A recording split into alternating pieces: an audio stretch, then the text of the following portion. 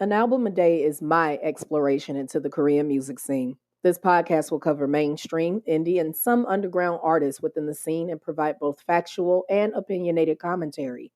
The biggest benefit to sharing my thoughts this way is that it will hopefully expose you to more great music and exploration of your own. You're tuned into an album a day. Show, start. Okay, we're jumping into it. 2 a.m., one spring day, released March 5th. March 5th, let's look at the notes. We don't want to assume. March 5th, 2013. And they're still on Big Hit Entertainment with this album. Let's just knock this out of the way. It's a 5. It's a 5. K-pop fans on a scale of 1 to 5, with 5 being essential listening and 1 not worth mentioning. The A3-day rating on this is 5. This is back-to-back 5s. They are out here doing the thing. I heard this album the year it came out.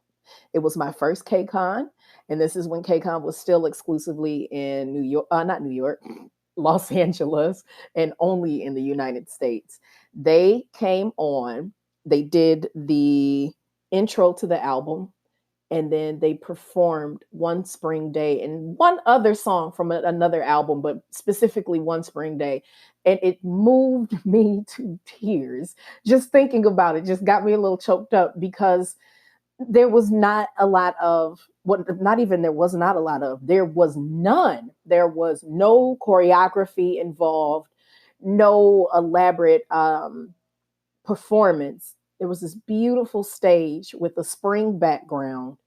Flowers were blooming and wisps of other things were flying around in the air and whatnot. And it was absolutely beautiful. And they were in all white attire and just singing their hearts out. And I'm like, what is this? At the time, I had only been in K-pop, not even a full year yet. I got into all of this magic October 2012. So I wasn't a full year in because this was August 2013. I was still only listening to the pop groups and had just a few months under my belt of listening to full albums because I would only listen to what I could find on YouTube that had a video. So I didn't know anything about 2 a.m. beyond the fact that they were associated with 2 p.m. That was it. And I knew me some 2 p.m. We're going to get into that soon enough. But this, oh my God, this album, this beautiful album. I did not think I'd be doing this much emoting about a ballad group. It ranked number 3 on the Korean charts. It did not sell as much as Saint O'Clock. And I think because there was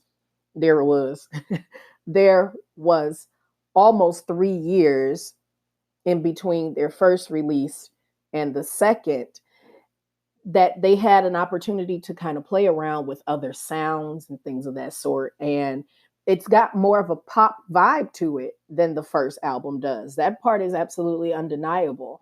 There are 9 tracks on it. We're just over 30 minutes with this album. We have Spring, which is an instrumental. It's 1 minute, 15 seconds of just beautiful orchestrated music. You have all these strings and whatnot, and it sets the tone. If Spring had a sound to it, they nailed it with this intro. Reading You is the second track. Consolation, One Spring Day, which is the only single from this album. And they also put One Spring Day as an instrumental at the very end. So technically, I guess you could say it's 8 tracks on here. But One Spring Day really fused their ballad style with pop sounds. Sunshine, Back Then, Forgetting You, and Coming to Me would be the 8th track. And again, 9th is One Spring Day instrumental. There are no features on here. There was no time for it. These men came to sing to you, girl, boy, or them, whatever pronoun it is that you acknowledge. Every single song, for the most part, 1, 2, 3, 4, 5, 6. 6 out of the 8 tracks on here peaked on the charts. Not as high as some songs that they've done before, but peaked nonetheless. They also got on the K-pop Billboard charts with this as well. So you have chartings ranging from the high 20s to the high 90s all over this album. Like, it made a solid impression. It really did. One thing that you're not able to easily pull up in terms of who had a hand in anything on this is who wrote or produced each track and whatnot. And that kind of bums me out because in more recent history with K-pop albums, you can easily find it online.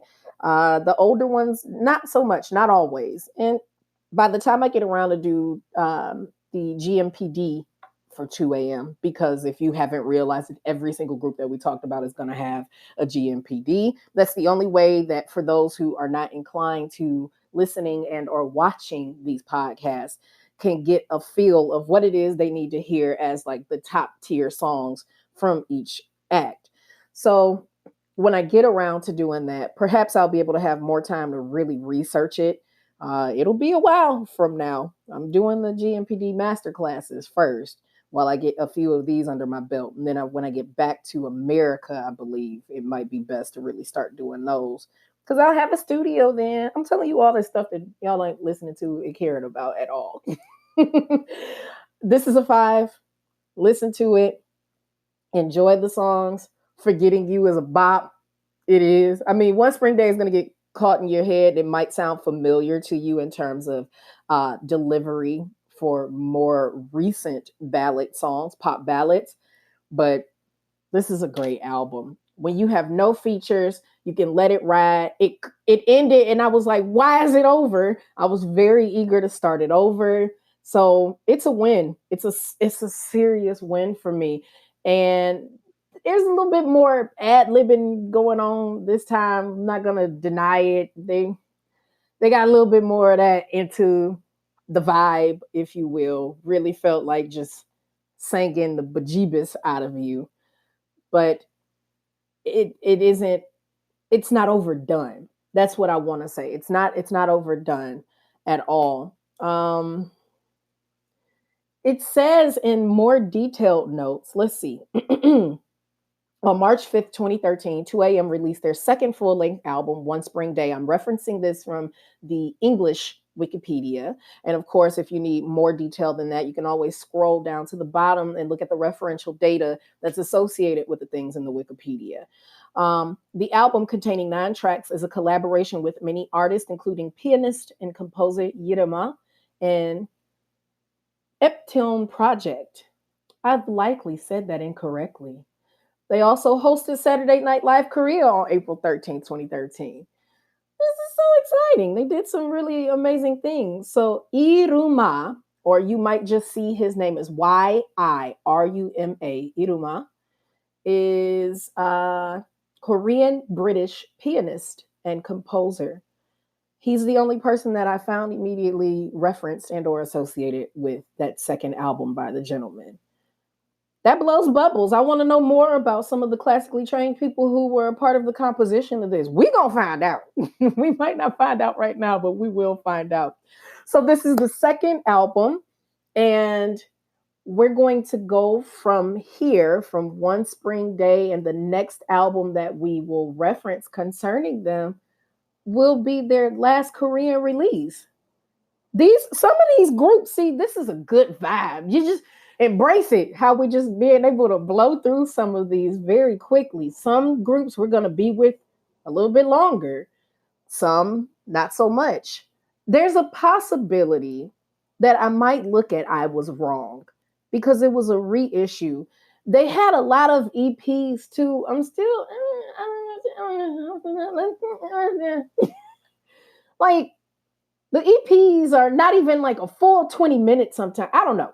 We'll know tomorrow what I've decided when we pop onto the podcast and hear what songs and what album I'm looking at. But I'm still flip-flopping because I'm not ready to end it with the last album. I'm not. Like, there were other things going on. We'll see. We'll see tomorrow. I'll catch you all in the next episode. Bye, y'all.